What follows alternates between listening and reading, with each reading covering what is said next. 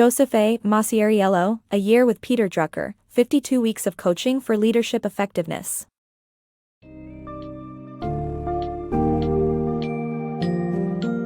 Discover the secrets to becoming an effective leader and making a lasting impact on your organization by diving into A Year with Peter Drucker, 52 Weeks of Coaching for Leadership Effectiveness by Joseph A. Maciariello. This engaging book offers Drucker's priceless insights on self-management for knowledge workers and how they can prepare for leadership roles. Learn the importance of managerial skills such as concentration and information literacy, and understand how corporations can leverage their resources to benefit society. This book delves into the balance between ensuring continuity and inspiring change in a company and provides perspectives on choosing the right successor from inside the organization.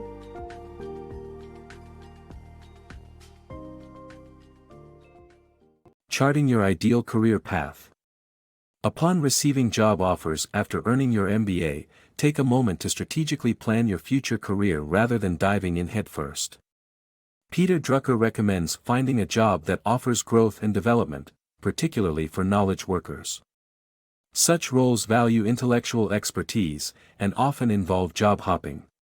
To prepare for future leadership positions, start by managing yourself. Regularly assess your strengths, weaknesses, and unique skills through feedback analysis. Compare your initial expectations with actual results to identify patterns and areas for growth. This self-awareness will help guide you in forging a successful career. Unleashing potential with knowledge workers. Education plays a vital role in creating knowledge workers, leading to societal transformation and economic growth. An exemplary case is eVeritas, a Philippines-based electronic trading company that trained uneducated people in Manila's impoverished districts as electronic traders. Through microfinance initiatives, these workers started their own small businesses, empowering their communities. Peter Drucker initially endorsed the standard model of development, which focused on unstructured monetary aid, but later acknowledged its limitations. A successful alternative is investing in education and training of knowledge workers, as demonstrated by South Korea's economic boom. Cultivating knowledge workers is essential for societal progress and development. Education empowers individuals, enabling them to rise to leadership positions and effect positive change. The story of eVeritas, a Philippines-based electronic trading company, perfectly illustrates this concept. By training uneducated individuals from impoverished areas to become electronic traders, eVeritas created valuable human capital at the lower rungs of the social and economic spectrum. These newly minted knowledge workers utilized microfinance initiatives to start their own entrepreneurial endeavors, bringing prosperity to their struggling communities. Capital investment is most effective when directed towards knowledge workers. Peter Drucker, an eminent management consultant, initially championed the standard model of development, which centered on providing financial aid to impoverished populations without a clear-cut plan. However, he later retracted his endorsement after witnessing its shortcomings in practice. Egypt, for instance, received a significant amount of monetary aid but failed to experience substantial economic development in comparison with countries like Japan. Contrastingly, South Korea exemplifies the transformative power of investing in knowledge workers. By sending over 200,000 students to the United States for education and training, South Korea created a vast pool of knowledge workers who later returned to their homeland, initiated businesses, and played a central role in turning the country into an innovative, economic powerhouse. In conclusion, nurturing and supporting knowledge workers through education and targeted capital investment is crucial to drive societal progress and economic growth. The compelling examples of eVeritas and South Korea demonstrate the transformative power of placing knowledge workers at the heart of development strategies. Mastering Managerial Balancing Act. Exceptional managers have a knack for balancing short-term and long-term goals, laying the foundation for their company's success. This starts with understanding the true whole, a company's overarching mission, which includes every aspect from employee training to financing to project deadlines. As master multitaskers, skilled managers navigate numerous responsibilities while ensuring the company's final product is more valuable than its associated costs. Balancing acts demand tough choices, trading off between immediate priorities and long-term strategic plans. To achieve managerial mastery, develop a mission statement that focuses on the company's future. Structuring short-term objectives aligned with this broader vision keeps the ultimate goals in sight, ensuring consistent growth and long-term survival. Mastering managerial skills. To be an efficient manager, it's essential to strike a balance between short-term interests and long-term goals. Two critical skills aid managers in achieving this delicate balance: concentration and information literacy. Concentration means focusing on tasks that require minimal effort but yield maximum productivity, by honing core competencies and discontinuing unproductive projects. Information literacy, on the other hand, is the ability to discern crucial insights from raw data. In the age of big data, it's especially important to interpret patterns and make sound decisions based on that information. As seen in late 1990s Asia, companies that effectively utilized economic data managed to avoid potential losses and thrive during times of crisis. Corporations advancing social good. A powerful force in societal betterment, corporations possess expansive budgets and human capital which can be harnessed to support social programs and solve societal issues.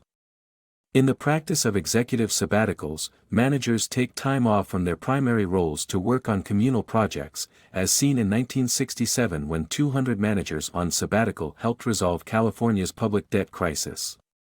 Beyond governments, nonprofits are increasingly valuing managerial skills to set clear goals, measure success, and effectively bring about social change. Through executive sabbaticals, managers and the organizations they represent can play an active role in creating a positive impact on society. Balancing continuity and change. Successful managers walk a tightrope, ensuring stability and driving transformation for long-term organizational health. Growing companies regularly encounter both structural adjustments and increased innovation, a condition that can be challenging yet crucial for longevity. For example, consider the tale of Henry Ford, whose resistance to change nearly devastated his company. Ford's rigid adherence to an owner-entrepreneur style left him in financial ruin as other firms embraced management strategies to effectively accommodate expansion. Only when his inexperienced grandson introduced a management team in 1944 did Ford's company begin to regain its footing. Succession, secure your legacy. Transitioning leadership within a company can be a daunting task, but to ensure the organization's longevity, the right choice is necessary. According to Drucker, the most suitable successor typically comes from within the company. This allows for the preservation of the institution's spirit and core practices. Placing the successor selection responsibility on the HR department while creating a systematic development program for potential leaders can turn the gamble of succession into strategic planning. Ultimately, succession is a vital step in securing a company's continued growth and success. Planning for the future of your company means thinking about who you'd like to pass the torch to when it's time for you to move on. Drucker suggests that the best successor is often found within the organization. This is because the new leader will be carrying on the company's core values and keeping its spirit alive. Take Apple, for instance. When Tim Cook succeeded Steve Jobs, his primary task was to uphold Apple's tradition of innovation. Cook rose to the challenge and even introduced the Apple Watch, a completely new product category. Choosing a successor from within increases the likelihood of maintaining the company's essence and culture, as opposed to bringing in an outsider.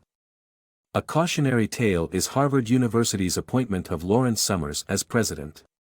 Though Summers had taught at the institution, he was essentially an outsider, and after 6 years, a vote of no confidence led to his departure. To turn the gamble of succession into a strategic plan, companies should create a systematic development program that identifies and grooms potential leaders. This will offer a pool of suitable candidates when a position opens up. Additionally, a strong HR department that identifies and supports talented individuals with leadership potential is critical for effective succession planning. By nurturing the right leaders from within your company and elevating your HR department's role in succession, you can help ensure your legacy remains intact and your organization continues to thrive.